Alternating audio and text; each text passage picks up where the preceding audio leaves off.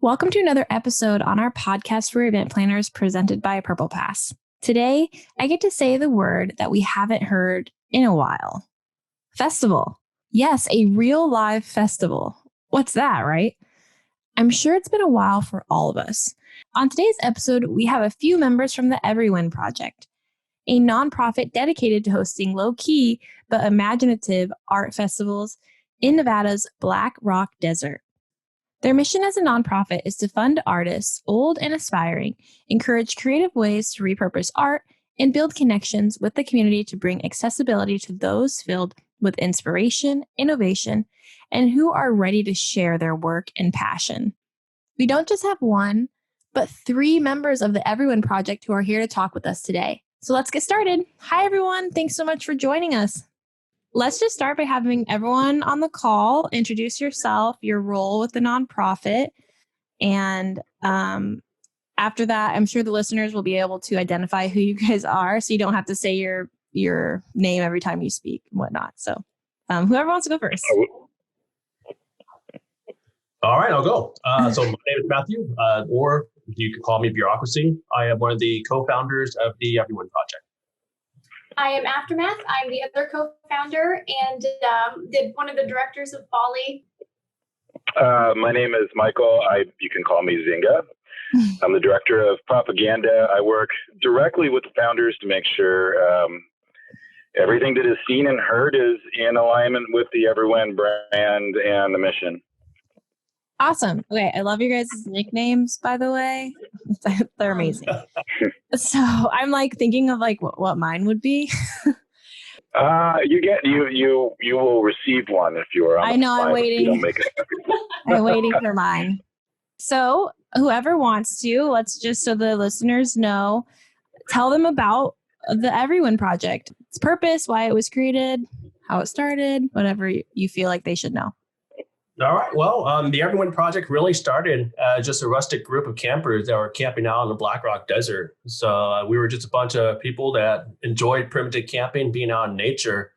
And as a group grew, we started bringing art to the playa as well. And when you bring art to the playa, other people stop and take a look and then ask if they can camp next to you. And well, that snowball effect really led up to this large non-event that happened back in summer of 2020. So what we were was just really, again, a bunch of friends and campers and new friends that turned into you guys should throw an event, invite me to it sort of group. So that's the Everywhen Project in a nutshell. That's awesome. That sounds, I was looking at your guys' photos and stuff online, and it seems so cool. That's a cool way to start thank you. Start something. And you guys have an event coming up, right? The Electric Universe? We're trying to host the event. So our permit is still in limbo with the permit authorities right now. So as soon as we get the green light, we're going to forge ahead, announce the dates, announce ticket pricing. But for now, we really have to kind of keep a lot of that under wraps until we get big thumbs up. Fingers crossed. Yeah, go ahead. That's actually one of the more frustrating elements of what we're doing. Is we've got a lot planned. We have all the tickets, the dates, essentially all the event planning done. Yeah. We just can't really unveil that until we have the green light to move forward. Yeah, that's frustrating. I hope you guys can go through because, everyone wants to do something. Oh, it's going to happen. Hopefully it's 2021, if not 2022. But this is definitely happening. Yes. So when did you guys start? Yeah, when did you guys start this? As a group, we started camping on playa outside of that other event around 2018.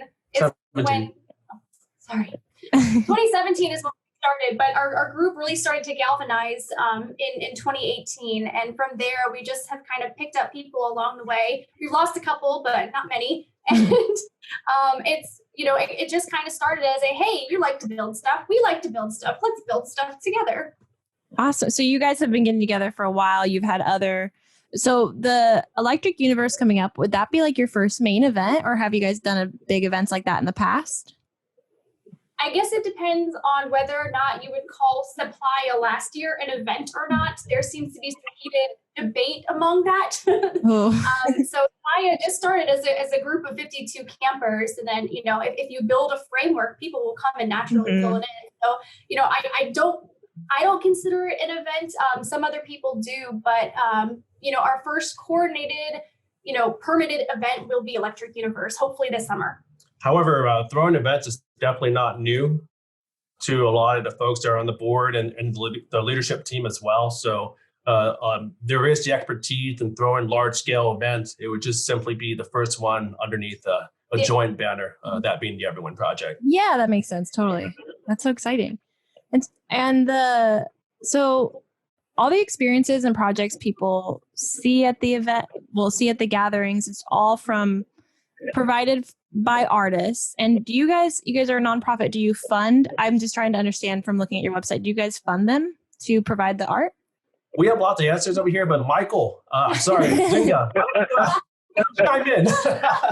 Well, sure. I mean, we believe in this project so much because we believe in the mission of co-creating, whether that be art or camps or infrastructure.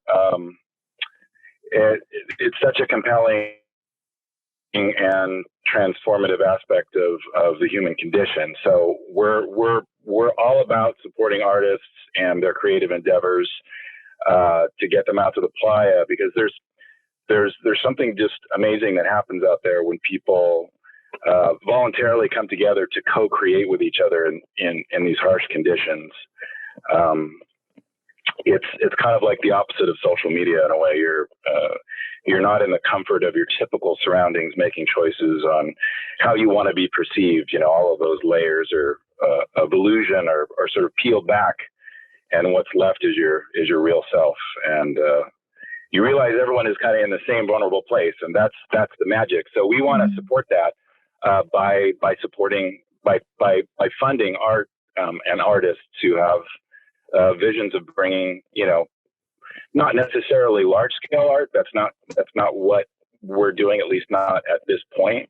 But certainly, the sculptures and the interactive installations that people have dreamt about, but may not have had an access to funding otherwise. That's kind of what we want to be. We want to be able to be a resource for people that have dreams of bringing something really cool to the playa. And in those crazy conditions, people fall in love with each other. Unbreakable bonds are created. We're trying to make this experience more accessible to everybody. That's beautifully said, Mike. Yeah, because our project kind of started as a backyard art project, we have a very special place in our heart for funding other backyard art projects. Yeah, that makes sense. Yeah, that sounds amazing. And like what you're saying, I mean, how I interpreted it is like people come and that's where they have to be vulnerable. And usually when you're the most vulnerable is when you accept in new experiences, new people. So I love that. And so I just wanted to kind of get an idea of like what are the challenges been like for you guys since the pandemic, hit? And I'm sure there's a lot. Certainly getting people. Yeah, getting people excited about something that we can't really divulge a whole lot of logistical detail about is a huge challenge. I think what's really worked in our favor has been the support from the people that we've met in real life out on the playa, on the non other thing in the desert events that we've participated in over the years. Mm-hmm. I'm sort of new to Everywhen. This past non-event was my first experience with this group, and I saw something absolutely amazing happen, which was they took it upon themselves to create COVID compliant camping infrastructure in a way that everybody could be safe out there. And it was, to me, it was just, I knew that I needed to, hang out with these people more because they really cared about what they were doing. And so that reputation has grown. And I think our extended community has been in an incredible amount of support for us as we try to build towards an actual event. We're able to build excitement through social media, obviously. I mean, we have been documenting all of our non how do we say events that are not part of the other thing in the desert's ecosystem. How do we say that? But we've got a ton of documentation that we are able to, show people what we've been up to and all of the planning that we've been putting into creating a great event. And that's resonated. People are really excited about what we're doing. Even though we can't get into details. Yeah. I was going to say, I'd like to add to that. So COVID has kind of been a blessing and a curse. I must say, Everywhen Project might not even exist if the pandemic did not happen, because it really came out of our love for camping out at Black Rock Desert. And we knew since Burning Man was not canceled, or since Burning Man was not happening that year, we really just wanted to bring art to Playa anyway. So we brought it out. We brought 2 different trips out with different installations, and we just kind of wanted to keep it going. And because we had such a huge turnout for the second non-event, it just blew our minds. And the feedback was mainly positive. And they said that reconnecting with humans after months of lockdown and isolation was just really nurturing emotionally. So I think everyone who is out there who went on their own volition, we did not send out public invites at all. They really took responsibility into their own hands. They took that personal risk, but I think everyone there would say it was well worth it. Oh yeah. Yeah. No, I agree. Go ahead. Mike, go ahead. No, Sorry. no, I'm just agreeing with you. Yeah. Oh yeah, I bet. I was going to ask, you mentioned, Mike, you said that, I was curious because that was my next question about camping, and Sure. You said it was in compliance with CDC guidelines. I'm just curious, like, what kind of protocols do they do to, instill safe camping? Well, and Matt and Shannon, you guys can jump in at any time, but we don't really have a lot of framework to speak about right now, just because things are changing so rapidly. Yeah. We know that there are probably going to be some protocols in place that we'll need to adhere to, and of course, we're going to throw a legal event, and we care about people's safety quite a bit. But everything's sort of very dynamic at this point, and so it's really hard to say anything specific about that. Just know that we're working with all the relevant authorities to make sure that everything is done correctly. Mm-hmm. Yeah, and go ahead. At Playa, we certainly made sure that there was social distancing put into place, and so the camps that came out there, we actually had a bunch of people assigned to act as greeters, and we ran them over to be 200 feet minimum distance from camp to camp.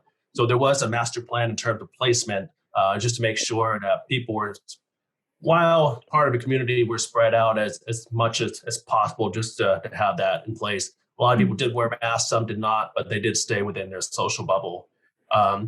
Talking or looking forward to the planned event that we've got coming up in 2021, what I can say is, as Zinga mentioned, or Mike, that it's a very dynamic situation. We certainly did put together a worst case scenario plan, and that was submitted to the Department of Health. And so that plan is for, if it's just as bad as it was in the wintertime, absolutely, minimal contact, having a reduced population on top of art cards and so on and so forth. We've not released any information that goes into great detail because we just don't know how much of that plan will needed to be enforced by the time summer comes along. Whenever you guys do this event, honestly, one of you guys reach back out to me because I want to know how it goes. Maybe we'll have you guys come back on and we can talk about how it went, what you learned from it, and I hope everyone, we all want events. Like, I know everyone's just waiting for you guys to give them the green light. So yeah, we're cautiously optimistic that things are going to be a lot better 5.5 months down the road. It looks like most vulnerable populations will be vaccinated by then, and if not, everyone who wants a vaccine will have had a vaccine by then. The light's at the end of the tunnel. It's not too early to plan. I don't care what anybody says. We're doing the right thing because people need this. You're exactly right about that. Yeah. And go ahead. Sorry. I was going to say, hopefully once we get the green light, we can come back on and share some more information before it happens. Yes, I agree. And I also agree, take it slow and plan like way in advance. Like you can never plan too soon. Like you said, I don't care who says it's too soon. No. By then you'll be ready. You're going to have everything to go and it's going to be a breeze because you've planned so much. You know what I mean? Hold you to that. Yeah, no, yeah. I'm a strong believer because I plan ahead. Like you're doing the right thing. And we have a lot of event professionals that listen to this, specifically nonprofits. I just wanted to dive in really quick and ask. I just like to ask about like your marketing. I know you guys rely on social media. I'm just curious how you guys have kind of been getting the word out or what you find is like the most effective thing that works for your guys' audience when it comes to promoting and, keeping everyone up to speed.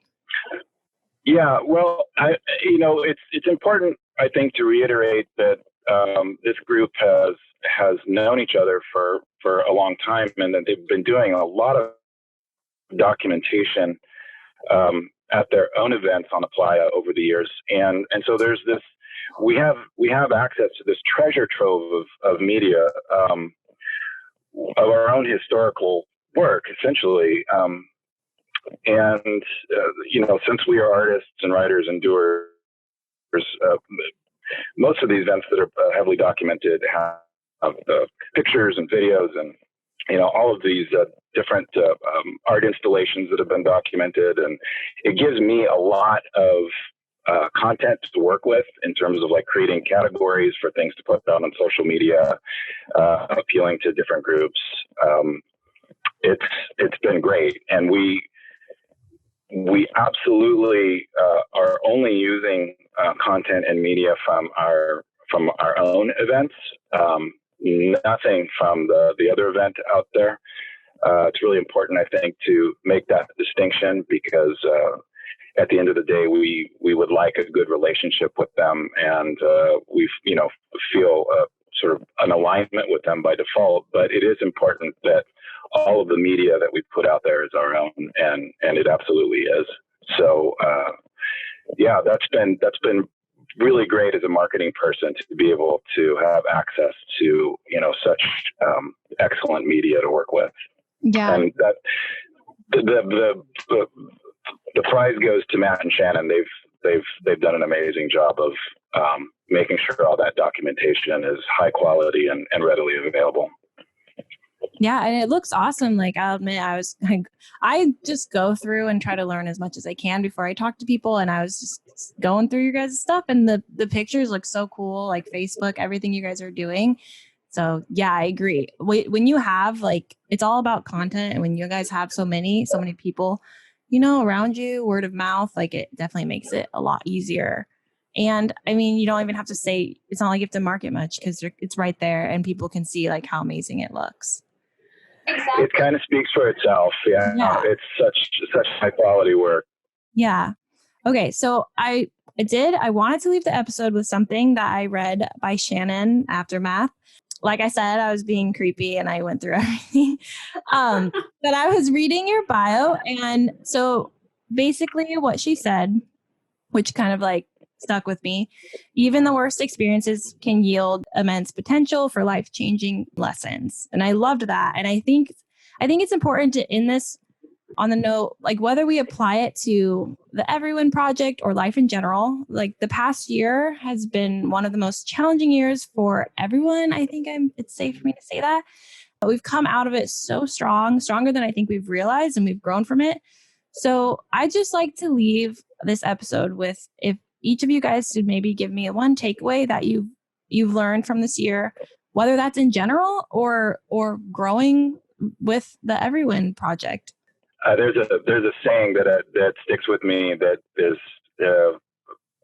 another version of what Aftermath said, and it's the aching and the breaking are the making of the soul.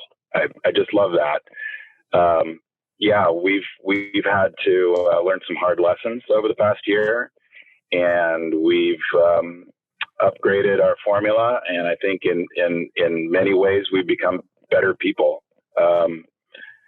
I'm really excited to see people on the playa because it feels like we're sort of working towards the big family reunion, and where we all get to share the experiences of this COVID pandemic time. And it's going to be a big love fest. So you need to be there too, Savannah. I honestly, yes.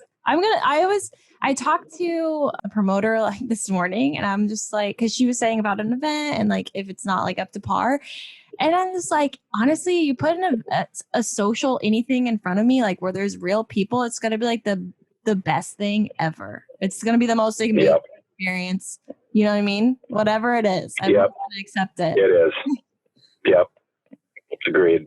This has just been an incredible journey. And I know that's pretty cliche to say, but what isn't is that I've been lovingly putting 80, 90, 100 hours in a week simply because at the end of the day, it's really, it's a family. We've grown really close and passionate towards what we're doing. We're all working together on something that's bigger than ourselves. And it's really a joint journey and vision to create something for the community that we love. And that's the arts and creators and the inventors community. And so whether it's just chatting over not having slept for 16 hours or just having like 2 hours of sleep and saying things that don't make sense, which is probably me today. I think we've all been through, we've seen each other in the worst and also in their best selves. And we've all, I would say, grew quite a bit over just this last year, planning virtually, having Zoom calls, webcam calls, and even messaging people on text messages at 2 a.m. with a thought from bed. Mm-hmm.